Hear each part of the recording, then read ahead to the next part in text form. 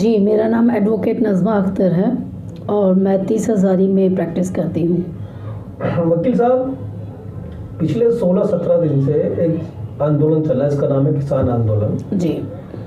और लगातार पूरे देश में उसका आंदोलन रहा जो सरकार अध्यादेश लाई है। जी। तो वो अध्यादेश क्या है, क्यों लोग उसका विरोध कर रहे हैं, उस पर रोशनी हम चाहते हैं आपकी तरफ से। देखिए, एक तरह से ये काला कानून है। 1955 में ये कानून हुआ करता था कभी जमाखोरी का, जिसमें इसमें इस कानून में दरअसल ये बताया गया है कि जो बीच के आड़ती हैं, मंडियां हैं, वो ख़त्म होकर के किसानों से डायरेक्ट माल ख़रीदा जाएगा या किसान डायरेक्ट बेचे। इससे तो बड़ा फ़ायदा होने की उम्मीद है, क्योंकि जब फसल से पहले ही तय हो गया, समझौता हो गया किसान का, तो उससे तो मूल जो उसकी रकम मिल जाएगी पूरी। पहले फसल पहले पैदा होती है, बाद में रेट खुलता था। ये तो किसानों के हित की बात होगी। देखिए, किसानों के हित के लिए कितने साल की बात हो गई। सपोज मैंने 40 क्विंटल या 100 क्विंटल या 5000 क्विंटल माल खरीद लिया, मेरे पास स्टॉक है, मैंने स्टॉक कर लिया। अब अगले साल वो फसल लेकर आया या अगले मौसम की फसल लेकर आया, उसमें क्या करूँगी मैं? उसमें मना कर दिया उसको। ऐसे में किसान के पास तो जगह है नहीं रखने की, मंडी वो जा नहीं सकता क्योंकि मंडी ख़त्म हो चुकी है। तो फिर किसान क्या करेगा? मजबूरी में जिस रेट वो लोग मांगेंगे उस रेट पे उसे पैसा देना, फसल देनी पड़ेगी अपनी, और जो वो कहेंगे वो पैसा लेके जाना पड़ेगा। आप इसको देखिए, ये सीधा सीधा जमाखोरी को बढ़ा रहा है। वो तो कह रहे हैं कि आप किसान भी रख लीजिए भंडार। एक बात बताइए, जिस किसान की ज़मीन तक गिरवी पड़ी है, जो बैंक का कर्जदार है, जो कई हमारी गवर्नमेंट्स ऐसी हैं जो किसानों के कर्ज़ों को माफ़ करती हैं, वो कैसे रख लेगा? और जबकि उसकी खुद की जो अपनी छत है वो टपकती है, वो कैसे अपना मतलब वो कर लेगा, स्टॉक कर लेगा? कितना % किसान है भारत का जो स्टॉक कर सकता है अपना माल? या आप किसानों को छोड़िए, मुझसे ही कह दीजिए, मैं कितना % अपने घर में अपने लिए आटा रख सकती हूँ?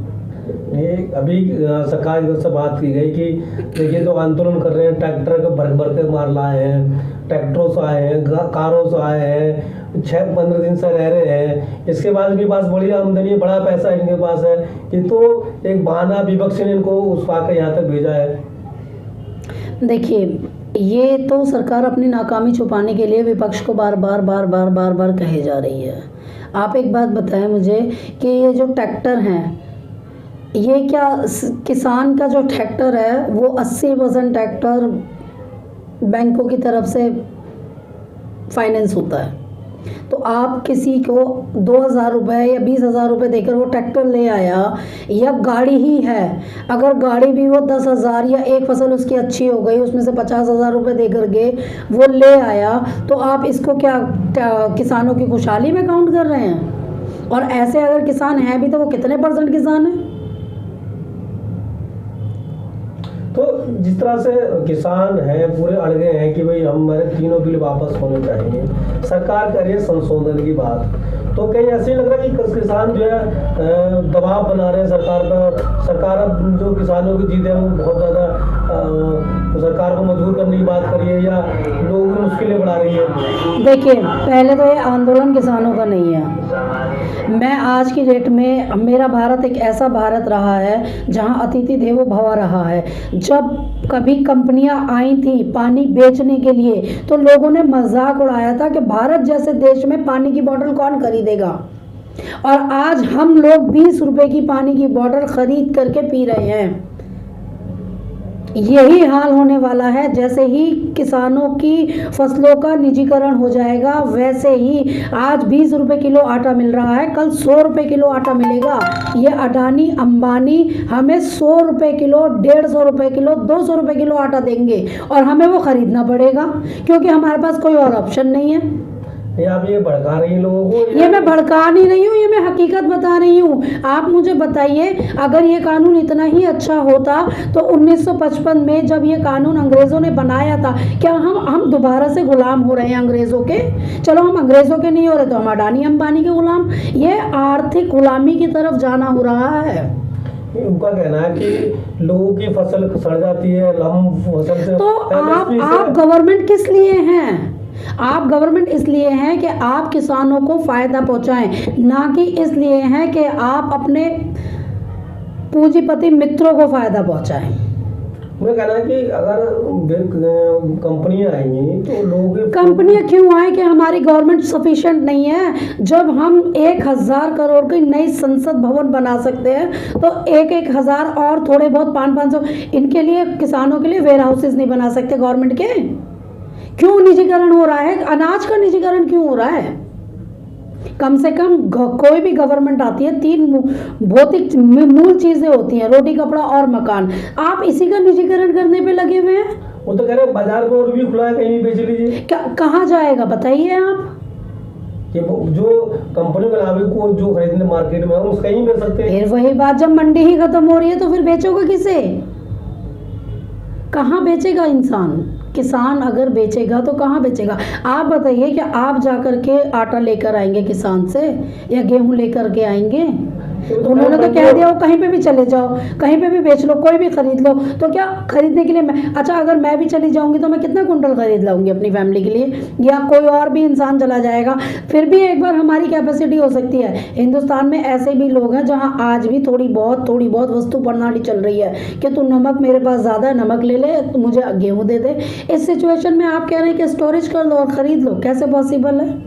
मंडियां बंद नहीं कर रहे, मंडी चालू रहेंगी। ये तो मंडियां तो अपने आप ही बंद हो जाएंगी। आप एक बात बताइए, हिंदुस्तान के अंदर पहले, मैंने आपको छोटा सा एग्जांपल दिया पानी का, पहले प्याऊ लगा करते थे, आज आपको प्याऊ दिखते हैं? क्यों नहीं दिखते? क्योंकि 20 रुपए की बोतल खरीदते हैं हम। सबको पता है 20 रुपए की बोतल इजी अवेलेबल है। सेम यही सिचुएशन आज होने वाले टाइम में हो जाएगी। आज तो आपने कह दिया मंडी खत्म, मंडी तो है, लेकिन आने वाले टाइम में जब किसान के फील्ड से ही उठ जाएगा, फिर सबसे इम्पोर्टेंट चीज, जब बचेगा ही नहीं तो खेती क्यों करेगा किसान? जमीन तो लेनी है, जमीन तो उस किसान के पास ही है। फिर वही बात करो, जमीन का करेगा क्या किसान? अगर उसमें बो नहीं पाएगा तो फिर करेगा क्या? अडानी को अभी आपने हरियाणा में वेयर हाउस अलॉट कर दिया, और उसको भी आप, वैसे हम लोग बहुत आर्थिक मंदी से गुजर रहे हैं, लेकिन अडानी साहब को बैंक लोन दे रहा है, जबकि वो चाहें तो अपना खुद का बैंक खड़ा कर लें, फिर भी उन्हें लोन दिया जा रहा है। क्यों दिया जा रहा है भाई?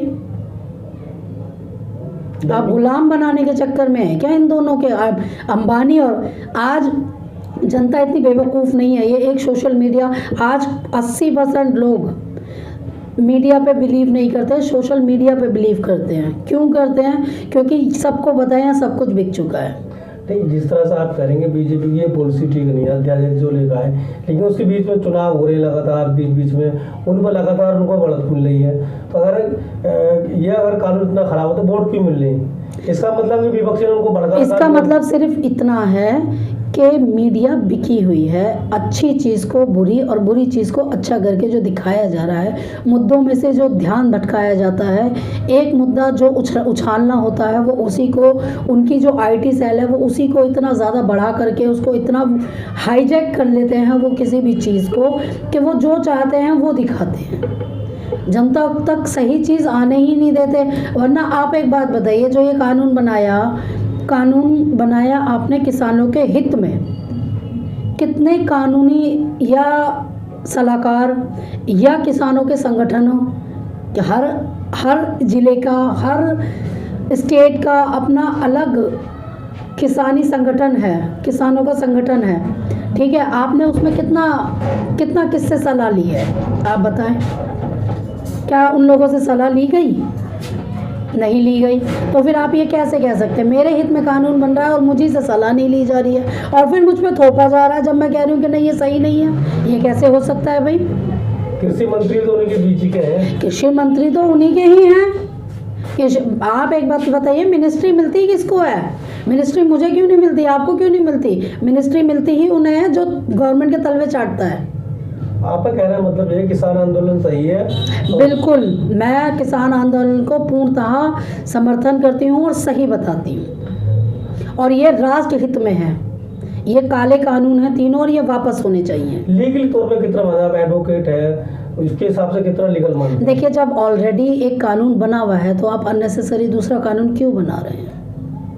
आप उसी में संशोधन करिए ना, अगर थोड़ा बहुत करना है तो। जब हमारे पास ऑलरेडी कृषि कानून मौजूद है तो आप इसको क्यों, मतलब दूसरा क्यों बना रहे हैं? आप अननेसेसरी बर्डन क्यों, मतलब किस लिए?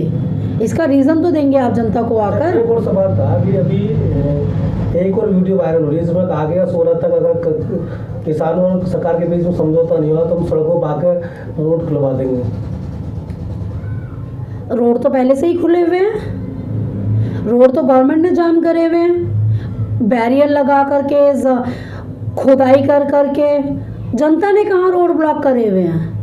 और ये जो भी आपराधिक तत्व कह रहे हैं इस तरह की बातें, वो खुद बताएं, वो क्या सड़कें आके भर देंगे या पुलिस के बैरियर हटा देंगे? आप मुझे एक बात बताइए, 2 मिनट लगते हैं, 2 मिनट लगते हैं दिल्ली से नोएडा जाने में, लेकिन आज आप पूरी नोएडा घूम लीजिए, सारे में बैरियर लग रहे हैं। ये जनता ने बंद करा हुआ है। दिल्ली दंगा जब हुआ तभी वो वीडियो वायरल होती कि अगर जामनी लोग सड़क से नहीं हटे तो हम खुलवा देंगे, दंगा हुआ था। देखिए, ये तो इनकी पॉलिसी रही है दंगा कराने की, दिल्ली दंगों में भी अब ये फिर ऐसे करेंगे। लेकिन ये इनकी जो पॉलिसीज़ हैं, जनता इतनी बेवकूफ़ नहीं है, हर चीज़ समझती है, जनता धीरे धीरे जागरूक हो रही है अब।